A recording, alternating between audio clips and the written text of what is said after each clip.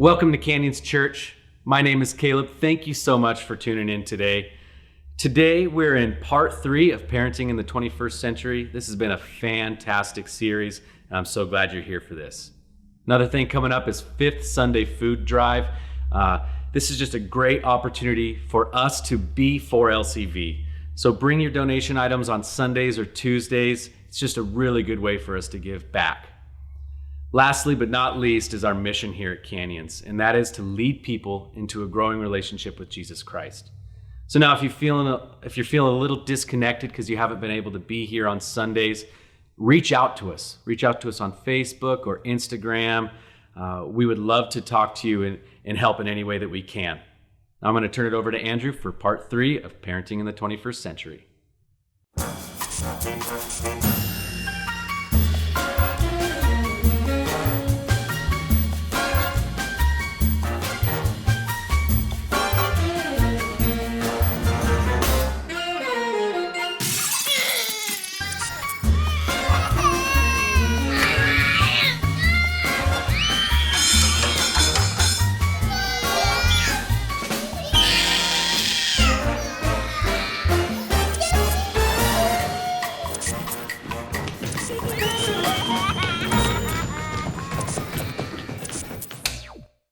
If you need any extra motivation to stick around for this message today, we're going to be talking about discipline between a parent and a child. And this is a massive, massive conversation with enormous implications. The future of your relationship with your child depends on how you behave, how you act, how you navigate this aspect of your parent-child relationship as they grow, as you grow as a parent. How do you discipline? So it's a big conversation. It is worth it to stick around. Now, just to be clear, again, Amy and I, we're on the front end of figuring all this stuff out. We've watched a lot of people. We've learned a lot of things already. However, it is important for us to make sure that we're not just teaching out of our small piece that we've learned so far, but rather out of the large piece of other people's experience. So one of the people that I go to when I'm going to look for information is Andy Stanley. And he actually has quite a bit of parenting information out there. He and his wife are writing a book actually right now. It should come up here shortly on parenting specifically. And I would suggest you grab a copy. I think it's this summer when that becomes available. It's going to be fantastic. But a lot of this content is absolutely from the Stanley household. And these are some ideas, some understanding, some principles that Amy and I are trying to implement in the Powell household. But when it comes to rules, these were the rules in the Stanley household. It was simply this: honor your mother and don't tell a lie. It was those two things. You're like, wait, there's not more? You didn't even get like half of a 10 commandment. Like you just got 2? And here's why. The way that Andy talks about this is a trickle-down principle. Honor your mother. That if your child is honoring your mother, if honor is an important aspect, a priority in the relational realm of your family, then it's probably going to find its way elsewhere as well.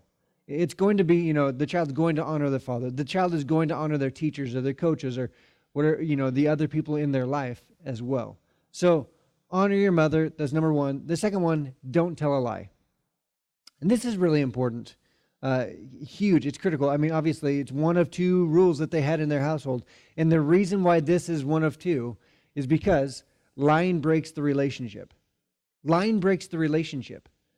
If you are lying to someone, you are undermining, you are destroying the relationship with those words.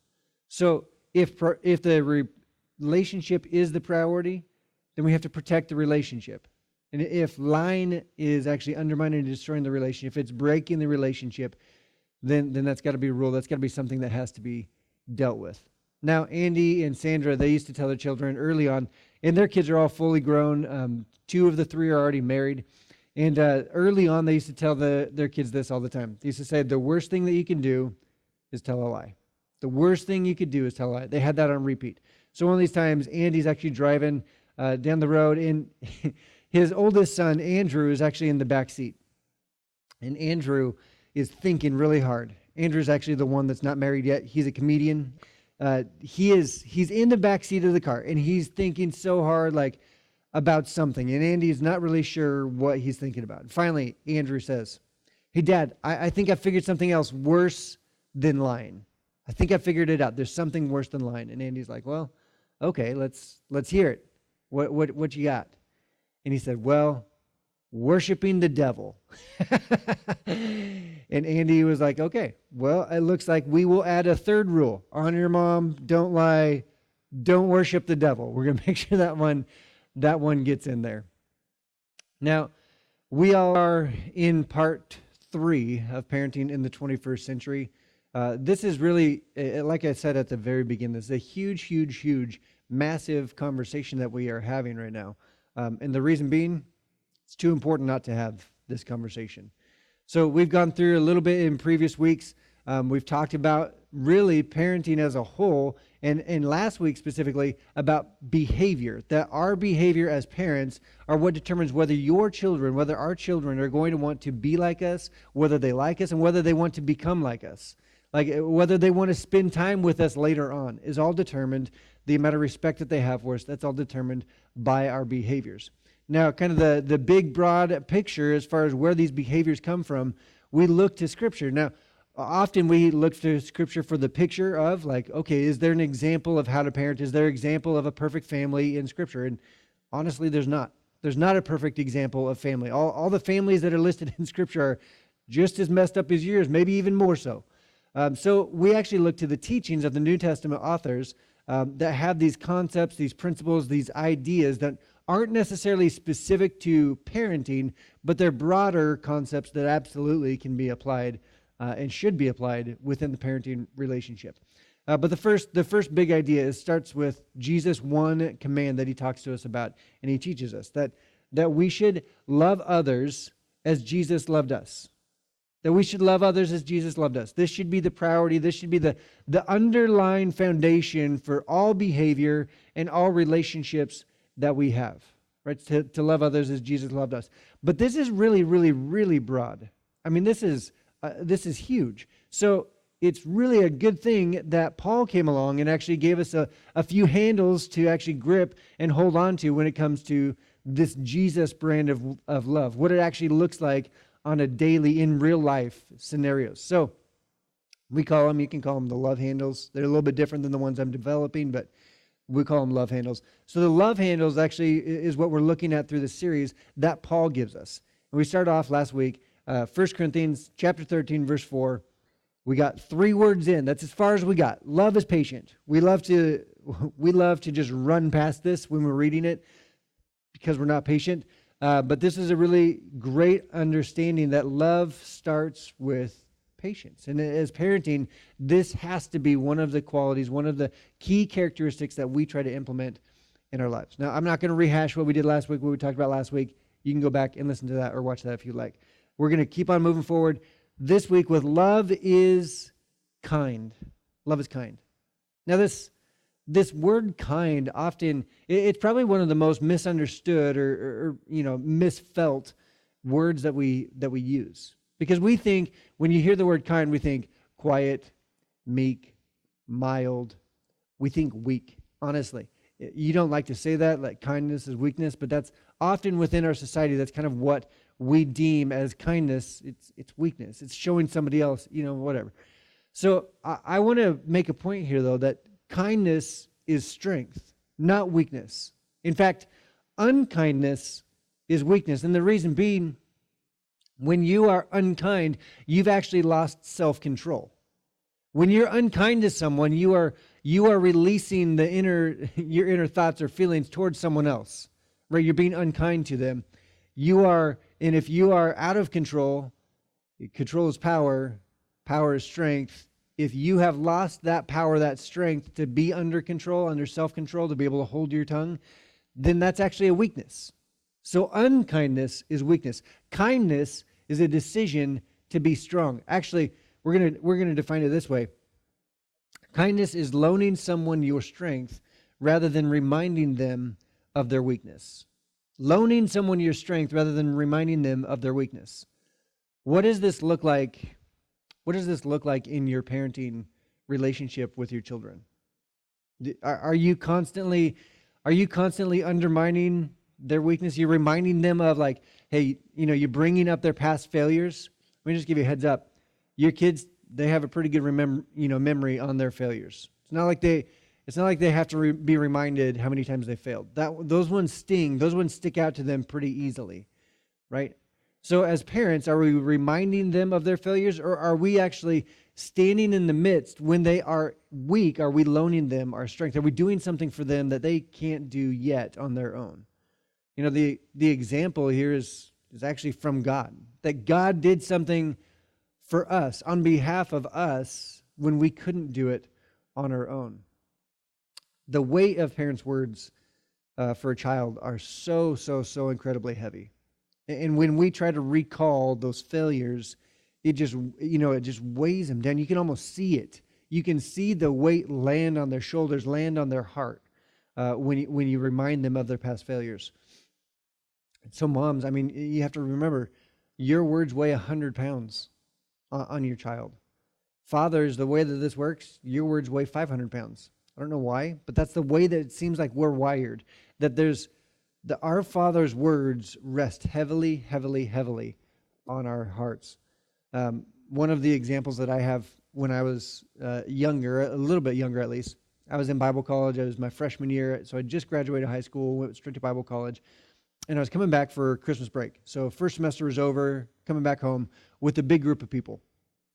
And we're driving. I decided to sleep the first part, and then I was going to drive kind of the worst part from early morning on.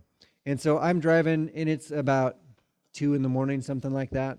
And it's not my car, and there's 5 of us packed into this vehicle. Everybody's asleep. And I just passed from the California border into the Oregon border. Heads up, there's a speed change there. I wasn't really on it too quickly, though. I was just keeping up with the semi-trucks that were on the road, because that was the only other thing on the road. And almost immediately, as soon as I recognized it too late, but I saw the state trooper off to the side, and I was like, oh no, this isn't going to be good. And sure enough, he pulls out. So I pull over. I don't make him chase me or anything like that, but I pull over, and I was speeding. I was going 14 over. And he starts talking to me. I'm trying to be very polite as much as possible, calling him sir, and just trying to make sure that I'm doing whatever I can in order to show that I shouldn't have done that. I won't do that anymore. Please, please, please don't make this poor college student pay a bunch of money. While I'm doing that, the girl in the passenger seat, and it was actually her vehicle, she wakes up. So he asked me, can I have your license, your registration, your insurance, proof of insurance?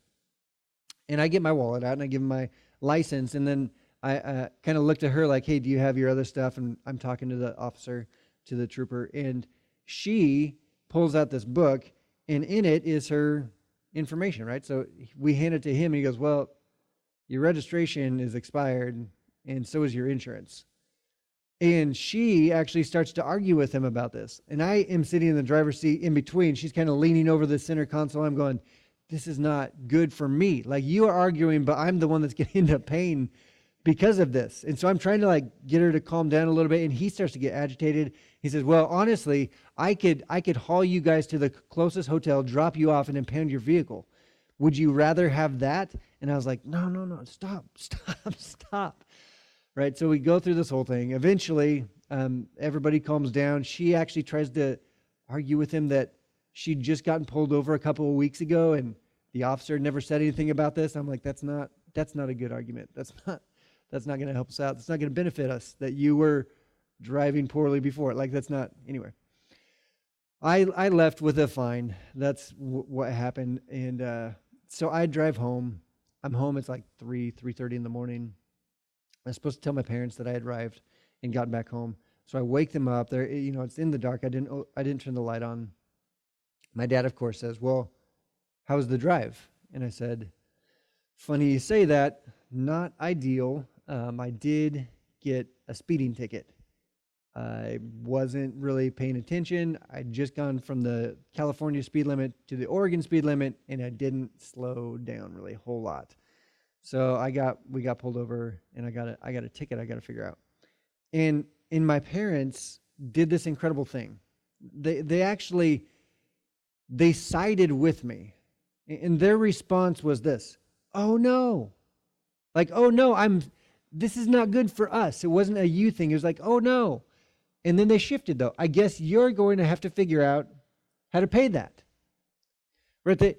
They sided with me, but then and this is a weird way to put it, but they honored me by not removing and not shielding me and not taking me away from the cost, the consequences of my actions. It's actually honoring to be able to tell someone or show someone that you know that they are strong enough, that they're capable enough to withstand the consequences of their behavior. If you're constantly just trying to shield them, then you're actually showing that there's a distrust there that I don't think you have the strength to stand under those consequences at this point. So my parents did this really great thing for me. They taught me this lesson. Sure enough, I paid the $300 or whatever it was.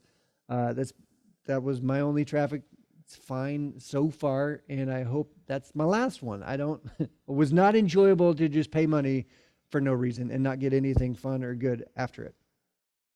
But this is the mentality of what do we do? How do we discipline? How do we navigate these weird moments in life? Like, younger obviously is going to be different when a child is older, when they're growing up or growing up. So how do you transition? What's the perspective through all of this? Is there a common thread that should be there? And I would say absolutely. But as a child grows up, so you have the younger child, and a lot of that is correction-based, and we're going to get into that in just a little bit. But as a child grows up, what's the first thing that they want to know when they get in trouble, when they get caught? Or what do they ask? What am I going to have to do? What's the punishment? What am I going to have to do? They want to know immediately what that is. And Andy Stanley, he's given me plenty of tips. The first thing he said was, if it's a young child, right? If it's a small child and they're still learning, they don't have the depth of reasoning to all of this. If they're not understanding the implications that their behavior has on other people quite yet, that it's correction. That you actually attach that there's a correction to behavior. That their behavior has consequences attached to it. And it should be quick and swift, the decision as far as what the discipline is, what the correction is. As a child gets older, Andy says that we should give our children a break as far as not giving them the answer right away. Like we should let them sit in that unknown moment for a while. And in fact, we should act shocked, surprised. Like, oh no, I don't know what we're going to do. I wasn't expecting that we would be in this scenario. I don't know. We're going to have to think about it. Like I just didn't expect that we would be here. The priority is that before the discipline happens, before the law is thrown down, that your child feels and recognizes that you are with them first. That there's a directional shift here, that we're not opposing them in their behavior, that we're actually in it with them. And that it's unfortunate. It's like, oh no, what are we going to do? We're going to have to figure this out. You're on their team. You're not against them. You're not opposed to them. And again, this is given to us. This is the example that God set for us. Because while you were still a sinner, it's not like God said, oh, wait, that one's a sinner still? I don't know about this. No. While you were still a sinner, Christ died for you. Jesus made the sacrifice while you were a sinner. And that's the way that we should understand as far as parenting goes, that we need to come alongside even though they've messed up. We need to come alongside them rather than oppose them. That it's relational first, that we come alongside them first before the discipline. A big question that I have is, when it comes to your children, when it comes to your child, and they do make a mistake, they do show their weakness, right? They come up shorthanded, they come up that, their behavior is less than what we hope it was. What do? What is your go-to response to weakness in your children? What's your knee-jerk reaction? Are you one that, you shove it right back in their face? Are you so swift to discipline that there's not even a breath? It's like, and you're on your way right now. What's your knee-jerk reaction to all this? I think that's an important question because, again, what was God's response to our weakness?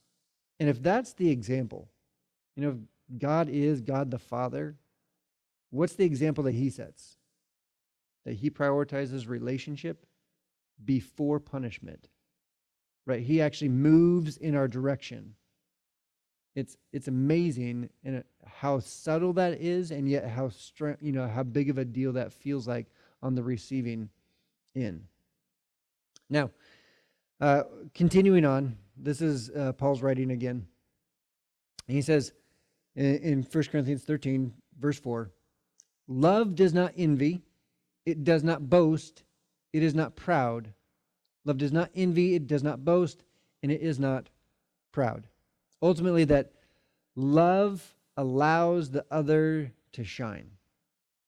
Do you allow your children to shine? Love isn't threatened by their success. And I know that this sounds funny, but often in a parent-child relationship, we feel like we need to make sure that they're knocked down a peg or two, that they don't feel that full celebration yet. But yet, this language, love fully celebrates. What's the length of time in your relationship with your children? What's the length of time when they succeed at something that you move from celebrating to telling them what they can do better, how they can improve on this next time? Is it the same breath? Do they get like 2 minutes worth of celebration? What's the length of time? What do you do? Before moving into that correction, before moving into the, hey, great job, but you could do A, B, and C next time. Before you move there, just celebrate with your kids. Celebrate with them. Rejoice with them. Be the parent that is on their team, that is with them and celebrating with them. They need to know that you celebrate right along with them. I know that this can be difficult for some of us because that's not the example that was set for us. We weren't given those celebratory moments in your life, maybe. And you look back and you're like, well, I turned out just fine. And that's not the way that my parents did it, so I'm going to do it this other way. I'm not trying to rag on somebody else's parenting style, but I am trying to point out that the relationship as a whole is the priority, not the behavior. We're going to get to that in just a second. But when you evaluate why it's difficult to celebrate with other people, and it might be more than just your children, like for your spouse or for your coworkers or for your friends or your siblings, whoever it might be, why is it difficult for you to celebrate with them? Well, if you don't feel good about yourself, it's really hard to let others feel good about themselves. This is something that's very common to see if you just sit back and watch. And you watch people that you know have a difficult time celebrating other people. You're at the party celebrating the success, and at the party, you hear the side comments of like, yeah, but did you hear? Did you know that they actually, or this isn't quite what it seems. They're always undercutting. They're not celebrating. Why? It goes back to this.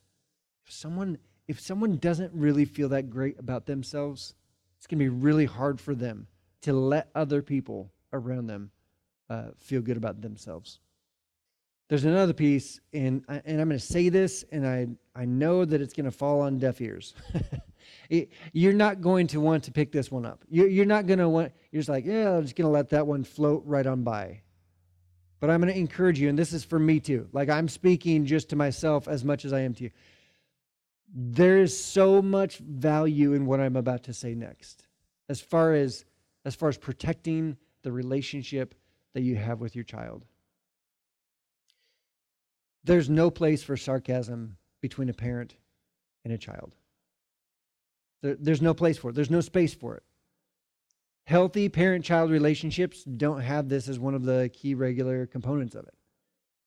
Because this sarcasm is something that you can win. It's like a competition. It's us against them. It's a battle. And as the adult, you're going to win that battle. And if you're constantly winning that battle within sarcasm, for your children, it's constantly cutting them down. And I know, I get it. You say really quickly like, yeah, but it's just a joke. I'm I'm just kidding.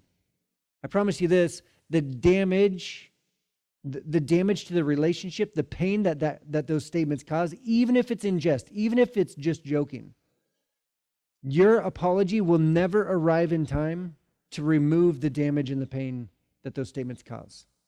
And eventually, you're training them actually how to be sarcastic right back, which is cutting, which is actually not making the relationship stronger. I know. It's sarcasm. It's comedy. Like, it's how we laugh at each other and with each other. I get it. But in a parent-child relationship where your words weigh so much in the heart of your child, it would be far greater to just remove that aspect and protect them and protect the relationship that you have with them.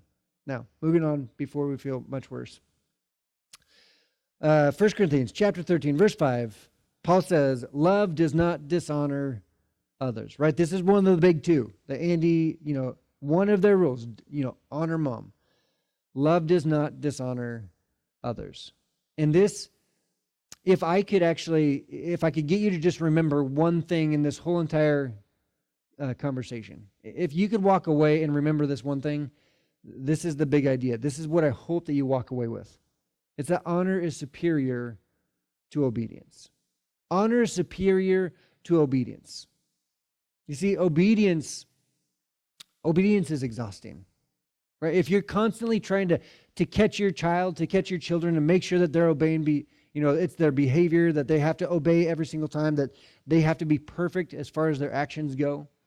They're working just as hard to try and find the loopholes, because you did the exact same thing. If they're spending all their time trying to find the loopholes, and you're spending all your time trying to plug the loopholes, it's exhausting, isn't it? You're always just looking out. You're always on edge. You're always looking for a way to catch them because you don't want them to have bad behavior. Obedience is exhausting. Have you ever been around a family, though, that prioritize honor, this mutual respect within the family? Have you seen the dynamic play out? It's like it's from another planet. It's amazing to watch. Because when there's mutual respect, when there's honor in the middle of the relationship within the family, that's the value that they prioritize. They can disagree and still like each other. Let me say that again. When honor is in the middle of the relationship, they can disagree and still like each other, still respect each other. It's weird and it's amazing. If you've ever watched it, it is truly incredible. And I hope that's the direction that you try to move with your family. Obedience is exhausting. Honor is absolutely refreshing. Because obedience, when you boil it down, if obedience is the priority, what you're teaching your children, is ask this simple question. What's the least I can do? It's the lowest common denominator. What's the least I can do without getting in trouble? That's obedience. That's what obedience does. It brings the bar so low, and it's like, hey, don't go any lower than this. This is as low as you possibly can go. This is the worst behavior that you can have without getting in trouble. That's what obedience does.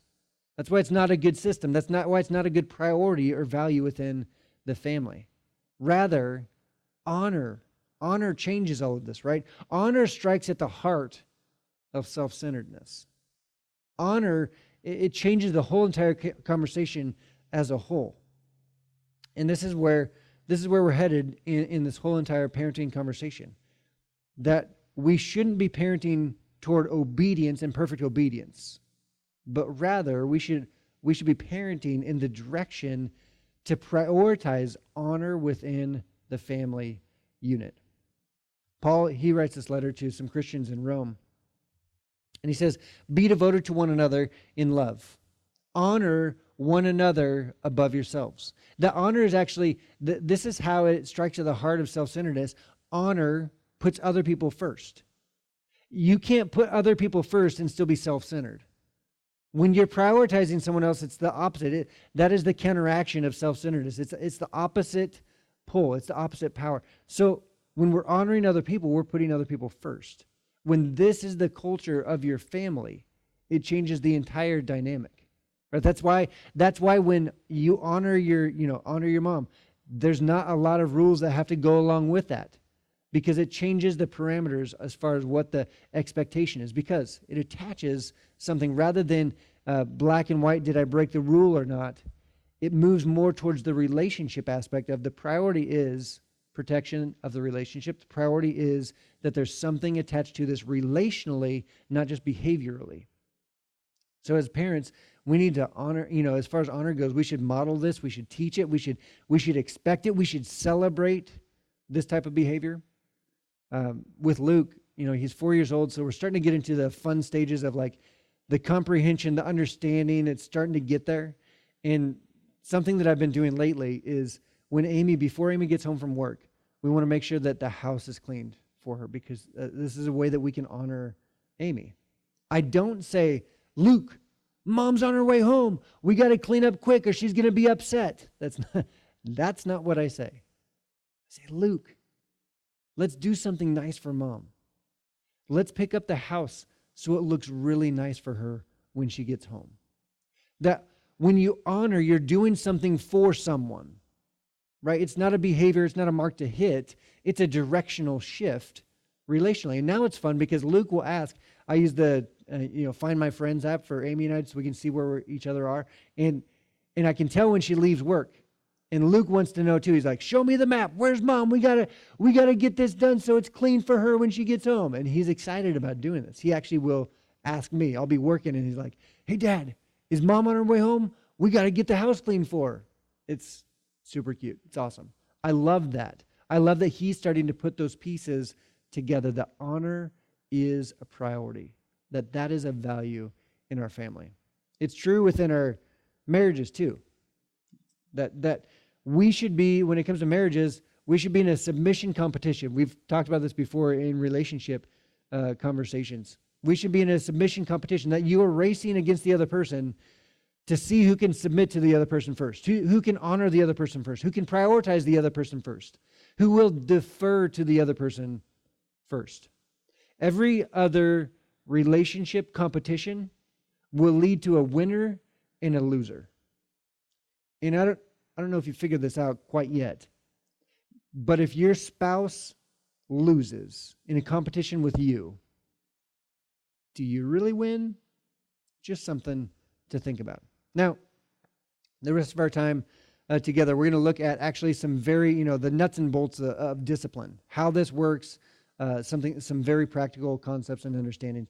And we start off with this idea of honor, right? So anytime that we identify and recognize that something is not honoring, so it's dishonoring, that there's got to be discipline, there's got to be a response to it. So these are the 3 Ds that Andy and Sandra Stanley kind of came up with for their family.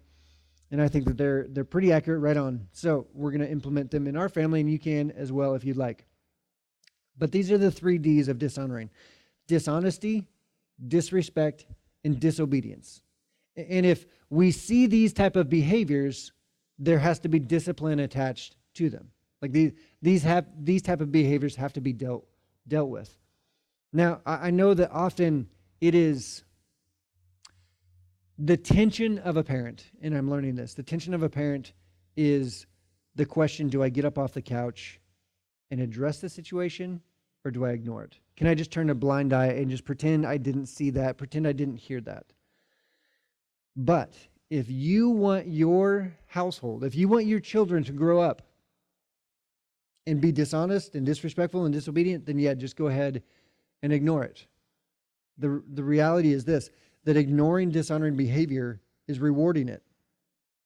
So those behaviors, if you allow it to happen, your child is seeing whether or not you're going to move, whether or not you're going to correct, whether or not you're going to discipline, if there's something attached to that behavior.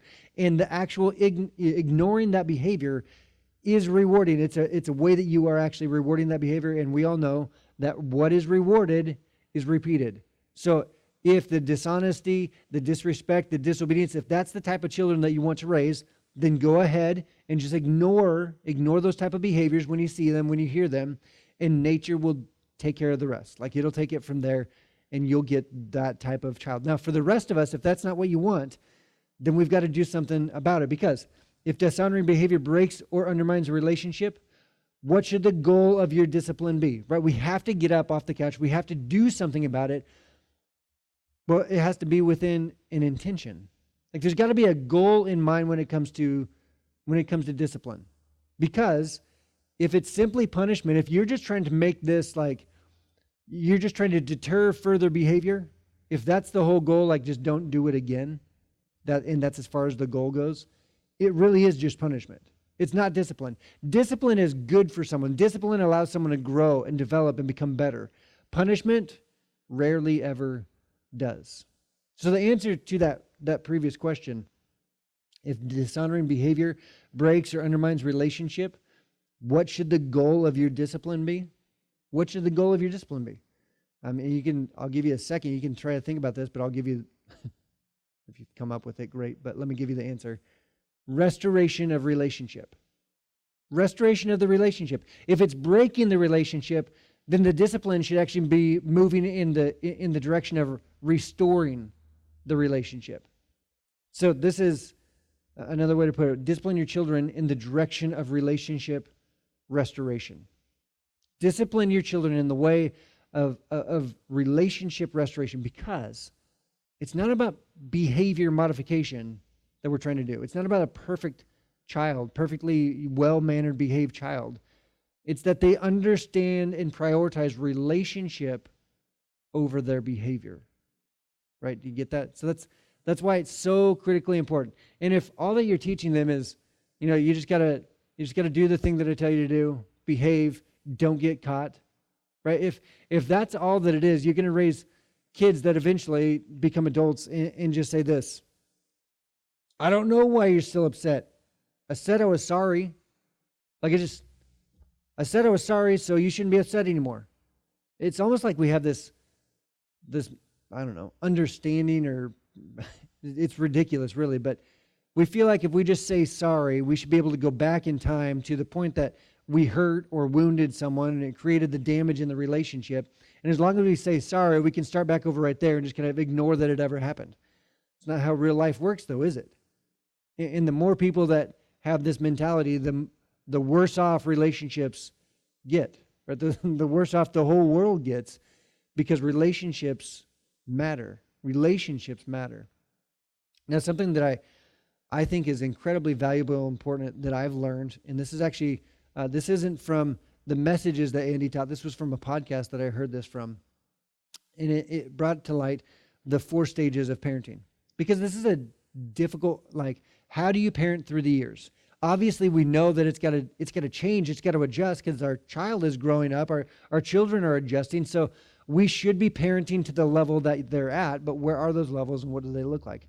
Well, he gave, this very clear, very simple understanding of the 4 stages of parenting. The difficulty is early on in, discipline or correction here. These years, often we get muddled the first couple stages because we want the friendship, because they're so cute, they're so lovable, and they have that twinkle in their eye. They've got you wrapped around their little finger, right? But those are actually the years that you're setting the foundation for the future.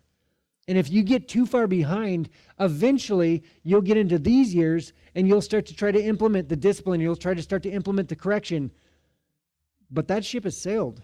And all that you'll do is end up butting heads, and all that you'll end up doing is putting a wedge in the relationship if you try to get these out of order. So the discipline years are early on, 0 to 5 years. This is the simple correction. You're recognizing that your child doesn't have the reasoning yet to understand the full breadth of the damage that they're doing to a relationship because of behavior.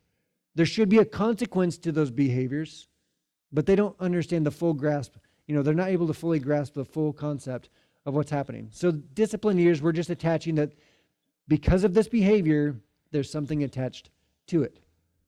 During the training years, this is where we start to shift. And this is actually where we start to get creative with our discipline, right? That during the ages 5 to 12, we are encouraging them, we're coming alongside them, we are allowing them, actually, we're teaching them that there's these teachable moments, that life happens, and in those moments, we talk about, okay, what was the response? Why did we react that way? what is that consequence in the relationship? Like, what's the natural consequence of that behavior within the relationship? And we're able to use those teachable moments. Also, the defining moments often happen during this season of life as well, where you're able to take a moment and actually uncover a little bit more about who your child is. We talked about that last time. So these are critical years. The coaching years is a little bit further removed. Like, you're not in the game with them. You're actually on the sideline and you're watching them. And you're allowing the natural consequences of their behavior to take hold. Now, obviously, you're still disciplining when they need to be disciplined, the 3Ds, but it's an ongoing conversation. And if you've done these early years correctly, the conversation will be open, it will be open. Where if you just act, if you don't allow your emotions to get a hold of you when your child starts to talk to you, you're just like, oh, is that what happened? All right, well, what happened next? You just let them share and you don't overreact. And when you do that, the relationship itself is intact because you're not slipping back into, oh my gosh, we have to fix this now. No, you give grace, you give margin. You circle back around later and be like, so what was the repercussion of that? How did that play out? Do you think that was beneficial for the relationship, for your future? Does it pay off? Because if we focus on just purely the punishment, really what you're teaching your child is, what's it worth? If this just has a natural, if this behavior has this amount of punishment attached to it, and it's just very, you have a graph of like, this behavior equals this. All that they're doing is asking the question, is it worth it? Is it worth it? And eventually they're going to figure out, I think it is worth it as long as I don't get caught. And they'll figure out a way to navigate through and around, right? Anyway, coaching years. And then later on, this is the friendship years. And what Andy and Sandra discovered early on when they watched and when they observed other families and then in their own family, that their North Star, their guiding light, their direction that they wanted to take their family was that eventually, when their children had the choice, when they had the freedom to either choose to be with their family or away from their family, they would choose to be with their family. That they would choose the relationship with their parents and with their siblings as a priority in their life. Right? So that's the direction that they wanted to teach their children, to discipline their children in that direction, to raise their children in that direction. And if that's the goal, then these things become uber clear, that we are parenting not for this moment, we're parenting for moments out in the future, for future relationship. And it's incredibly important. Again, we don't ignore. We discipline what needs to be disciplined. And we overreact. When you're disciplining, feel free to overreact. This is incredibly important because life overreacts, right? So when you're disciplining, like, side with them, give them that space of time where they're just like, what am I going to have to do? What's the punishment? What is this going to look like? Side with them. But then once the discipline is handed out, get creative with it, right? Always in the direction of relationship restoration, but make it worth it. Why? Because life doesn't act fairly either. Life doesn't act fairly. In a matter of minutes, as an adult, you can make a decision or a couple decisions that life and the law will take years from your life away. 5 minutes could cost you 15 years, right? So if life is not going to be fair, as parents, we need to set the tone. We don't have to be perfectly evenly fair either, because that's not setting them up for the real world that they live in.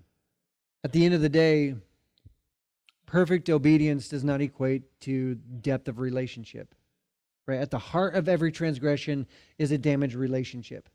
And if all that you're parenting towards is perfect behavior, then you're missing the bigger, broader opportunity. That the heart of every transgression is a damaged relationship. And that's why we discipline. Because we want the relationship to be the priority, not just behavior modification.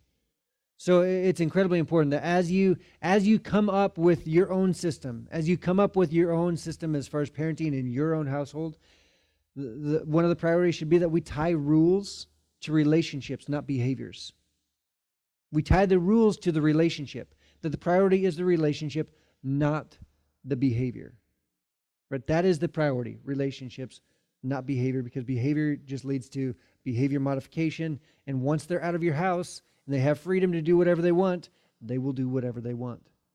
But if you teach them, if you train them that the relationship is the priority, once they're out of the house, the relationship will still be the priority. And that will actually in itself keep them on, in the direction, moving in the direction that is healthy and good for them and their future families and their future as a whole. Now, one of the secrets that I've learned from Andy Stanley, and I'm actually kind of giddy, like I'm excited to start using this on Luke. And if your kids are out of the room, congratulations. If they're in the room, I'm going to say it and you can try to use it anyway.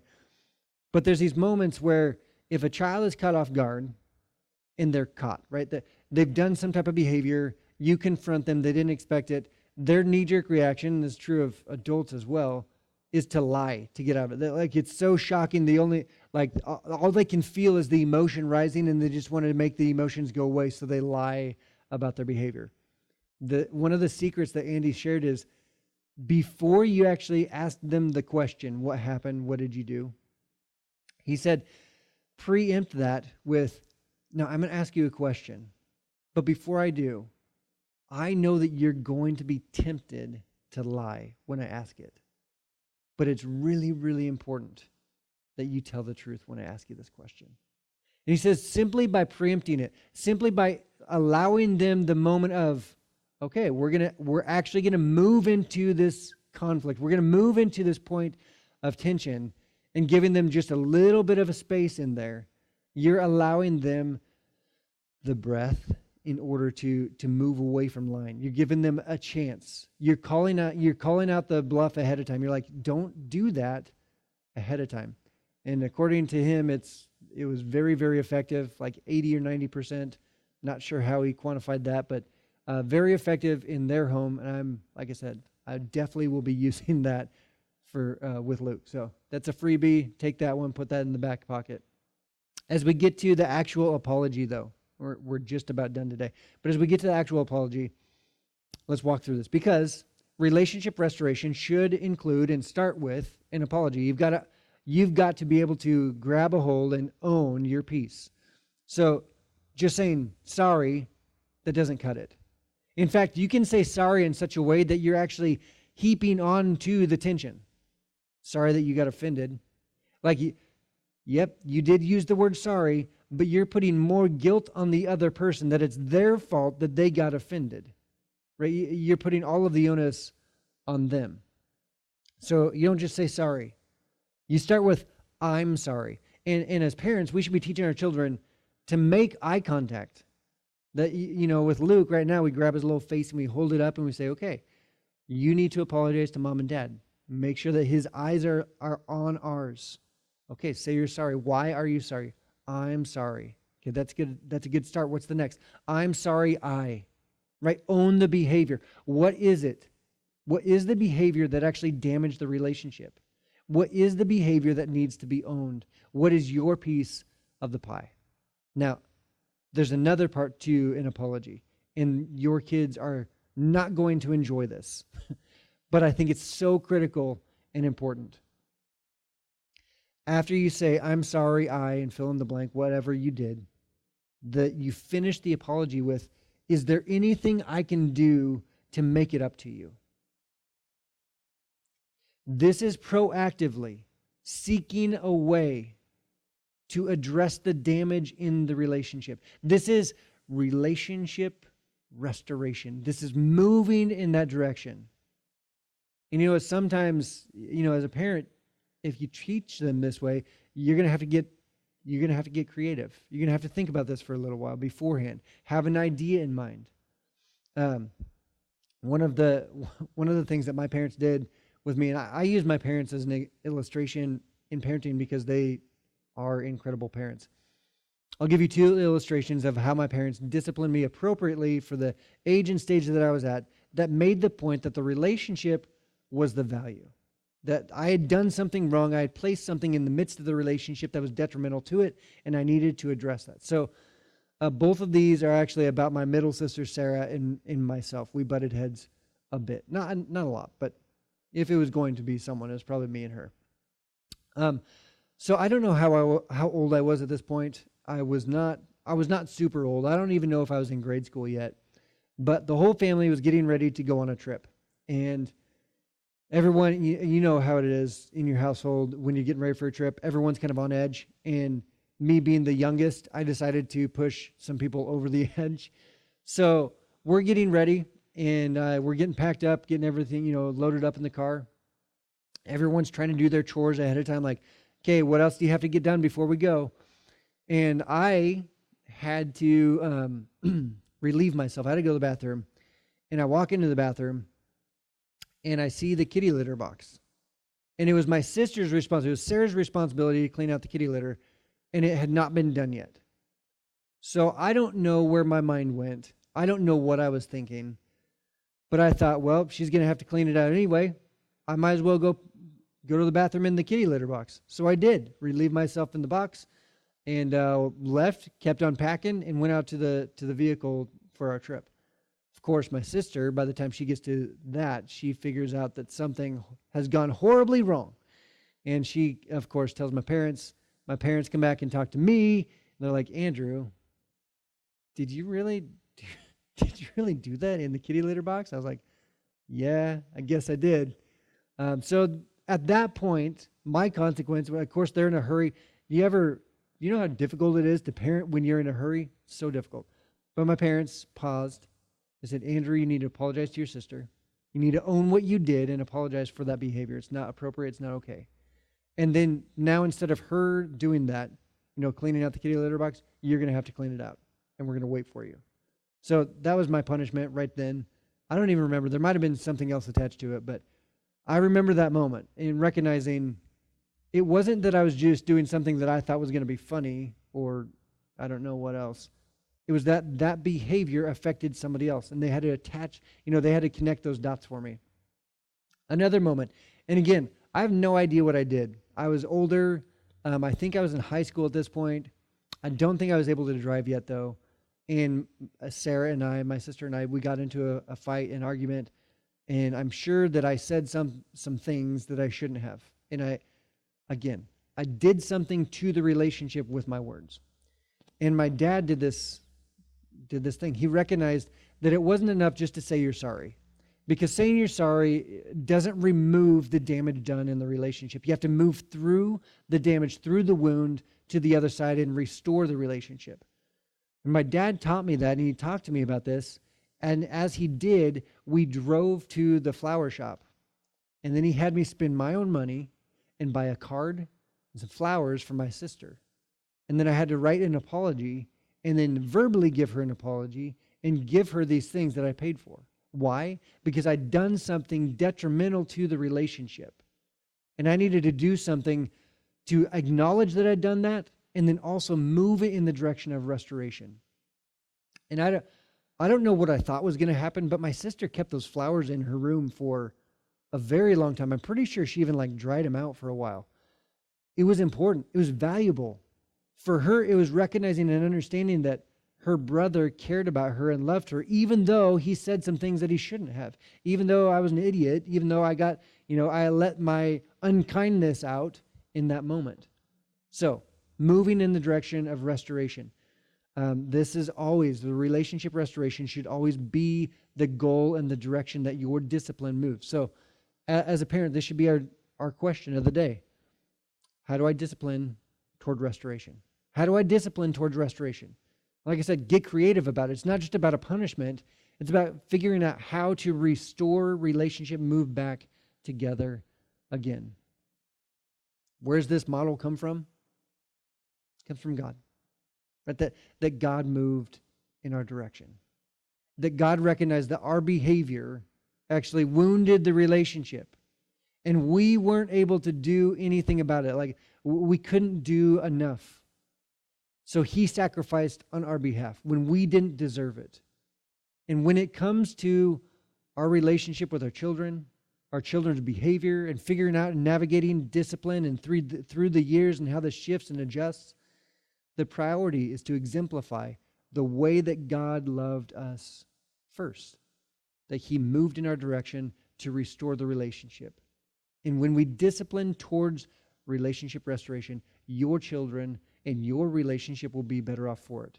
And eventually, you'll get to the stage that you get to enjoy, right? The friendship stage with your grown children that prioritize relationship over behavior. Let me pray. We'll close out today. Dear Heavenly Father, we thank you for today. I know that this is a big deal, that this conversation is critical, that it's difficult, that it's so easy to allow our emotions as a parent to get in the way of how we should appropriately, how we should intentionally discipline our children. That it's not about a punishment. It's not about just a debt that is owed, a cost that has to be paid. But it's actually moving in the direction of restoring the relationship that was damaged by behavior.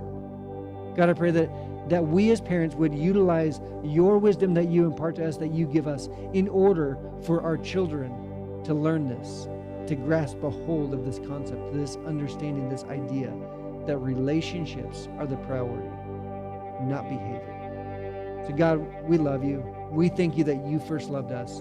And I pray that we can parent in your direction, that we can lead our kids in your way.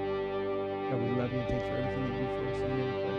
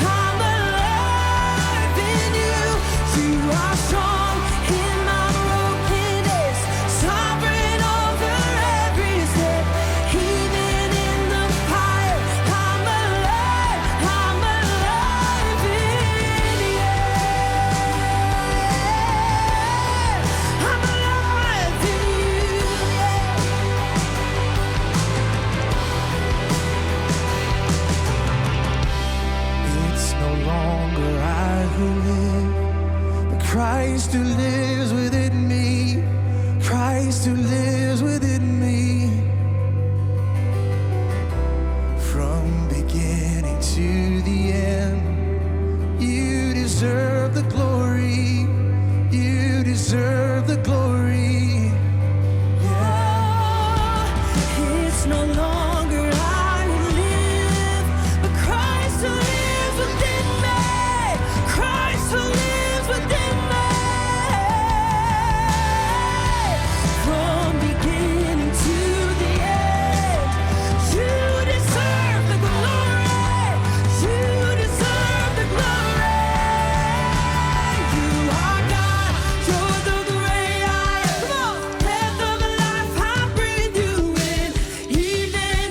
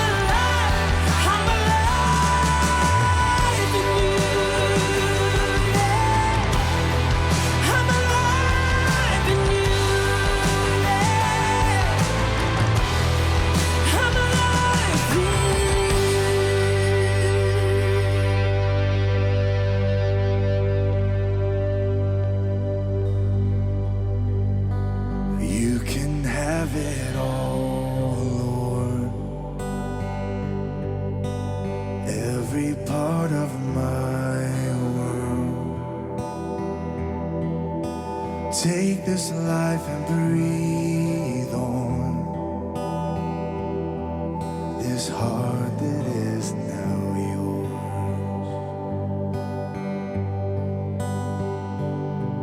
And oh, the joy I've found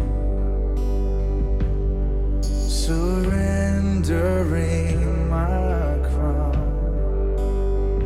at the feet of the King who surrendered everything. And oh, the peace that comes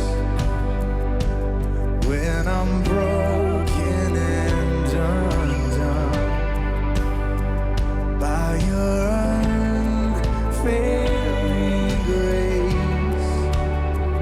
I can lift my voice and say, oh, you can have it all, Lord. Every part of my world. Oh, take this life and breathe on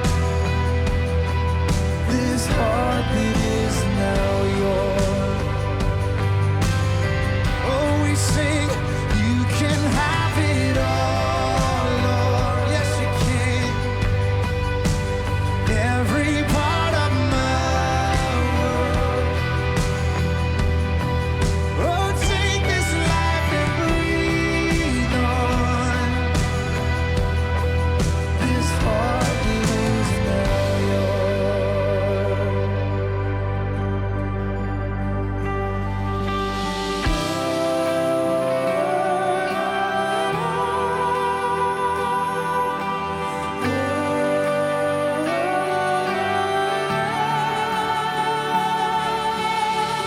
There is no greater call than giving you my all.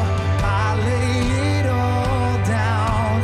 I lay it all down. There is no greater love, no higher name above. I lay it all down.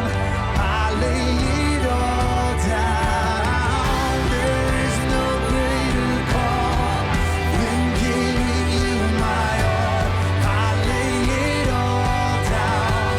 I lay it all down. There is no greater love, no higher than above. I lay it all down. I lay it all, sing it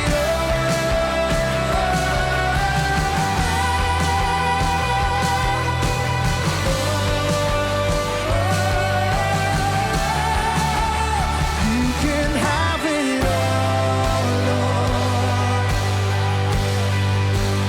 Every part of my world. Oh, take this life and breathe on this heart that is now yours. It's yours. It's yours. 'Cause you can have it all, Lord. Every part of my world. Oh, take this life and breathe on this heart that is now yours. Well, thank you for being here today, spending some time with us. I hope that this was helpful. I hope it was encouraging.